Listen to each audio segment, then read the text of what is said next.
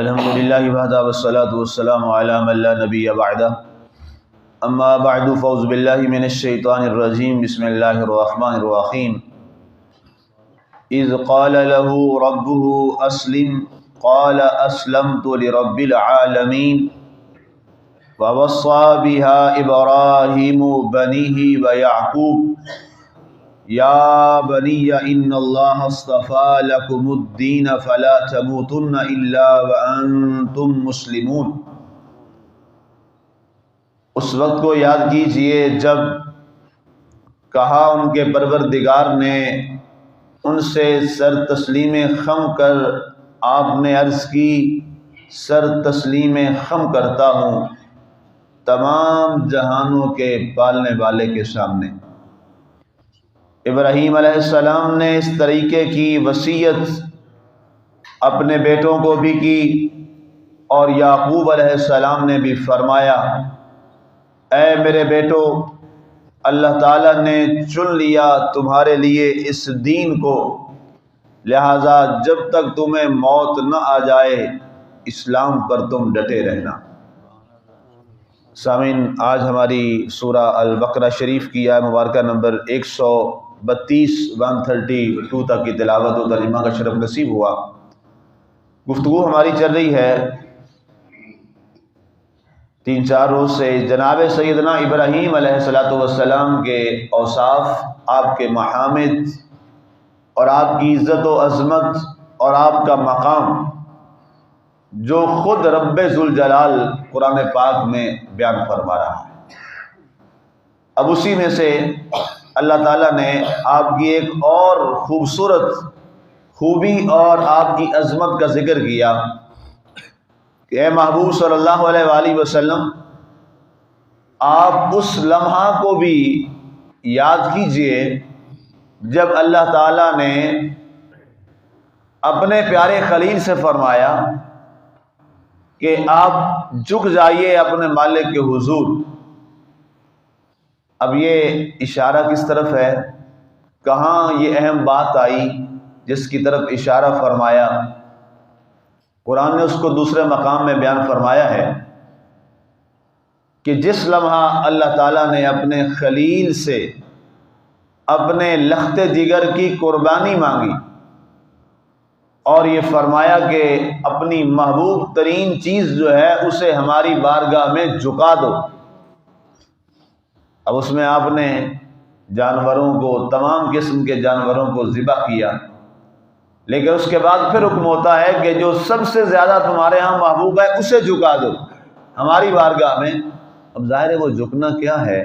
جھکنا یہ ہے کہ سب سے بڑھ کر جو محبوب چیز ہے وہ بھی تیری نظر میں پیچھے رہ جائے ہماری بارگاہ میں، اور ہماری رضا کے سامنے تو یوں اپنے آپ کو جھکا دے۔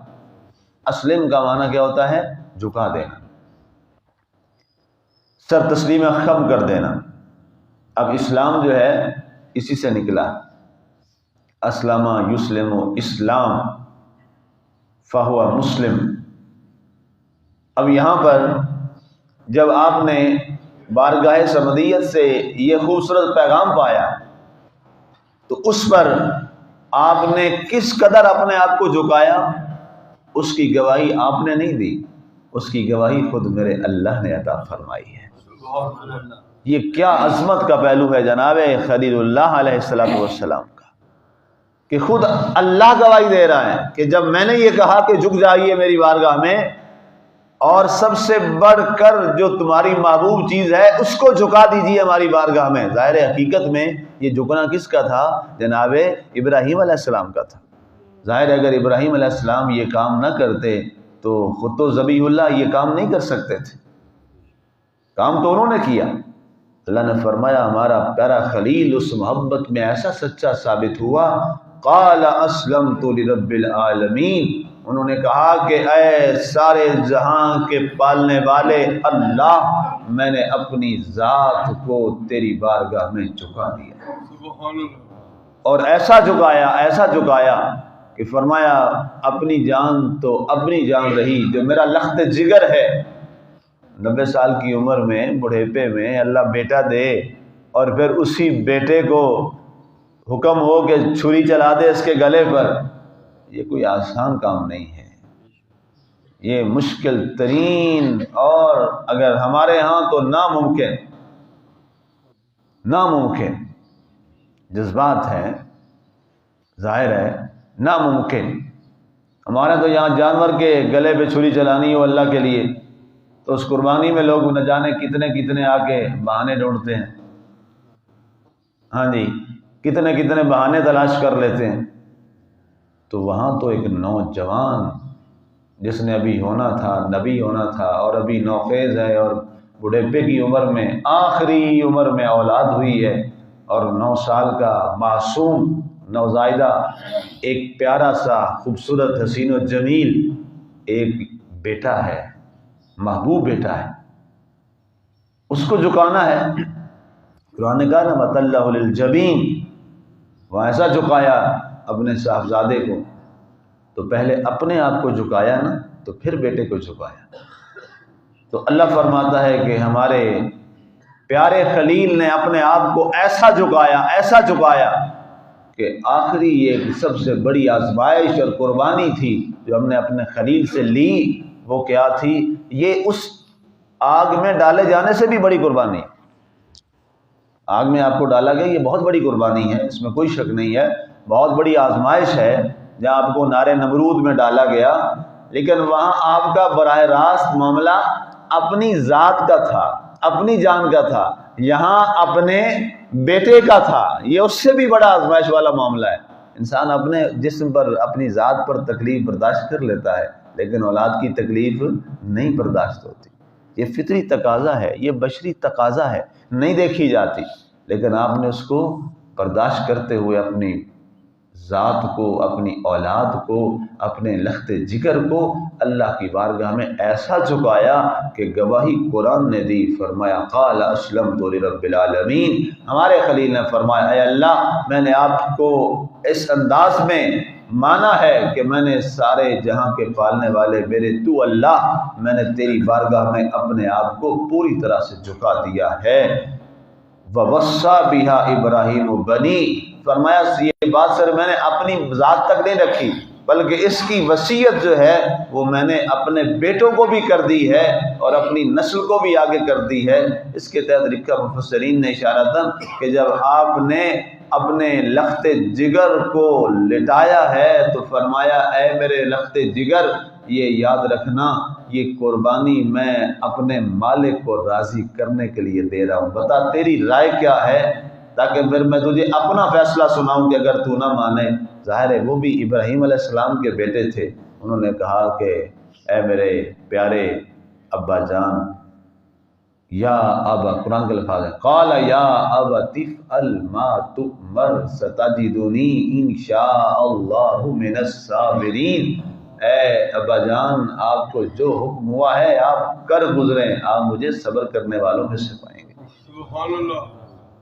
ظاہر ہے وہ بھی نبی کا شہزادہ تھا اور خود نبی تھا، پیدائشی نبی تھا۔ اب وہ تو معاملہ ہو گیا، جھکا دیا پوری طرح سے۔ فرمایا اس کی وصیت آپ نے حضرت اسحاق علیہ السلام کو بھی فرمائی، اس کی وصیت آپ نے حضرت سیدنا اسماعیل علیہ السلام کو اور اپنی اولاد اور پوری ذریت کو فرمائی، اور ظاہر ہے یہ وصیت جو ہے ابھی آگے خاندان میں نسل در نسل، نسل در نسل، نسل در نسل یہ امانت آگے پہنچائی، اور فرمایا بھائی یعقوب، اب ظاہر ہے جب یہ حکم تھا کہ یہ میری امانت جو ہے نا اللہ کی بارگاہ میں جھکنے والی اور اس کی فرما برداری والی، یہ رکے نہیں، یہ آگے بڑھتی چلی جائے، یعقوب علیہ السلام تک پہنچی، انہوں نے بھی یہی فرمایا، پھر آگے یہ چلتی گئی، حتیٰ کہ چلتی چلتی یہ جناب سیدنا محمد الرسول اللہ صلی اللہ علیہ وسلم کی ذات تک پہنچی، تو انہوں نے بھی کیا کہا، اسلمت لرب العالمین، اے سارے جہاں کے پالنے والے میں محمد صلی اللہ علیہ وسلم نے تیرے کو اپنی ذات کو تیری بارگاہ میں مکمل طور پہ جھکا دیا۔ اور پھر آقا کریم علیہ السلام پہ کیا آزمائشیں آئی ہیں، یہ ایک الگ موضوع ہے، یہ ایک الگ موضوع ہے، اور اس پر بہت لمبی بات ہے کہ سارے انبیاء کرام کی اگر آزمائشوں کو جمع کیا جائے تو اکیلے آپ کے اور میرے نبی صلی اللہ علیہ وسلم کی ذات پہ وہ آزمائشیں نہیں ہے۔ کبھی ذرا حضور علیہ الصلوۃ والسلام کی مکی زندگی کے 13 سال ضرور پڑھا کریں۔ وہ جو 13 سال ہے نا مکی زندگی کے، وہ پڑھنا بہت ضروری ہے ہر مسلمان کو۔ مدنی زندگی بھی ضروری پڑھنی ہے، لیکن اس سے پہلے مکی زندگی کو انسان پڑھے اور پھر دیکھے کہ کس کرب میں، کس آزمائش میں، کن تکالیف میں اللہ کے نبی صلی اللہ علیہ وسلم نے اپنی زندگی گزاری۔ وہاں تو ایک صاحبزادہ تھا، یہاں تو 4 صاحبزادیوں کے ساتھ کیسے کیا گیا، یہ ایک الگ داستان، یہ ایک الگ داستان ہے۔ یہ تاریخ پڑھیں، کبھی اس پہ غور کریں، آپ کو اندازہ ہوگا۔ اور پھر اس کے ساتھ جو شیب ابی طالب والا معاملہ ہے، اس کو ضرور پڑھیے۔ انسان پڑھ نہیں سکتا وہ جملے جو مورخین نے لکھے ہیں کہ جب آپ کو معصور کیا گیا، آپ کا سوشلی بائیکاٹ کر دیا گیا اور آپ کو ایک گھاٹی میں رہنے پر مجبور کر دیا گیا، وہ شیب ابی طالب وہ ضرور پڑھیے۔ اور اس وقت جو آپ کی صاحبزادیوں کے الفاظ تھے، مورخین نے وہ الفاظ بھی نوٹ کیے ہیں، وہ بھی لکھے ہیں، روایت کرتے کرتے وہ الفاظ بھی ہم تک پہنچے ہیں۔ وہ لفظ ایک بیٹی جب اپنے باپ سے بولتی ہے،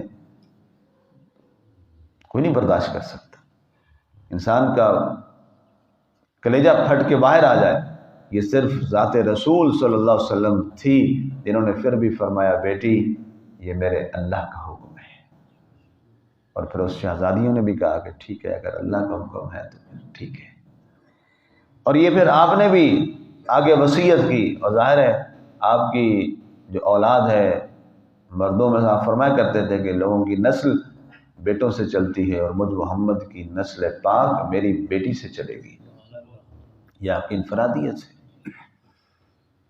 آپ کے جو صاحبزادہ جنہیں آپ فرماتے تھے یہ میرے بیٹے ہیں، وہ حسن اور امام حسین رضی اللہ تعالیٰ عنہما تھے۔ اب جو امام حسن پہ آزمائش آئی وہ بھی ساری دنیا کے سامنے ہے، کس طرح انہیں شہید کیا گیا یہ بھی ساری دنیا کے سامنے ہے۔ اور شہید کرنے والے کون تھے؟ کلمہ ہی پڑھنے والے تھے، زہر دینے والے کلمہ پڑھنے والے ہی تھے۔ پھر امام حسین رضی اللہ تعالیٰ عنہ کے ساتھ جو ہوا وہ پوری دنیا نے دیکھا، وہ داستان بیان نہیں کی جا سکتی۔ یہاں تو جناب ابراہیم علیہ السلام کا ایک بیٹا تھا، وہاں تو درجنوں بیٹے تھے جو ذبح ہو رہے تھے، اور باپ کے ہاتھوں میں ذبح ہو رہے تھے۔ بانجے تھے جو ماموں کے ہاتھوں میں ذبح ہو رہے تھے، بھتیجے تھے جو چاچو کے ہاتھوں میں ذبح ہو رہے تھے۔ لیکن اس کے باوجود ظاہر ہے ابراہیم علیہ السلام تو اس انداز سے، یہ بات ہے کہ اپنا ایک شہزادہ لے گئے تھے تو ایک کو واپس لے کے آئے، حسین تو خود بھی واپس نہ آ سکے، کوئی بھی نہیں ہے، ٹھیک ہے نا جی۔ یہ کیا ہے؟ یہ اصل میں وہی وصیت ہے جو وہاں سے چلی اور چلتی چلتی چلتی وہاں تک پہنچی۔ اسلمت لرب العالمین، سارے جہانوں کے رب کے لیے اپنے آپ کو چکا دیا۔ یہ جناب ابراہیم علیہ السلام کا مقام۔ فرمایا ان اللہ اصطفیٰ لکم الدین، بے شک اللہ نے تمہیں چن لیا ہے دین کے لیے، اور وہ دین کیا ہے؟ وہ دین اسلام ہے۔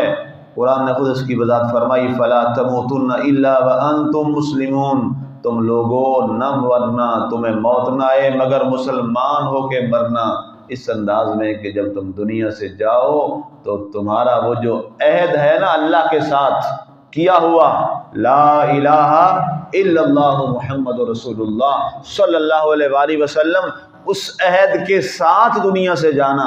جب تمہیں موت آئے تو وہ تمہارا عہد وفا کے ساتھ جائے، تو فرمایا پھر مبارک ہو جب تم اس وفا کے ساتھ جاؤ گے تو پھر اللہ تعالیٰ تمہیں اپنے قرب کا مقام عطا فرمائے گا۔